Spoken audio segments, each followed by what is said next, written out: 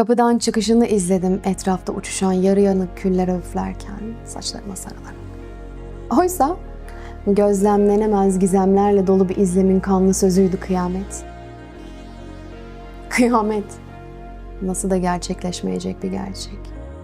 Algılayabilmek, bağışlayabilmek. Belki de kıyametin ortasında kıyam etmektir kıyamet. Ben kıyam ettim. Seninleydi benim kıyametim. Ne bir konu kaldı hesabını vermediğim, ne de ruhuma sarılı bir bedenim. Özgürleştim. Göndermeye kararlıysa insan, ne sağlam hazlıdır o bakışı yakalayan.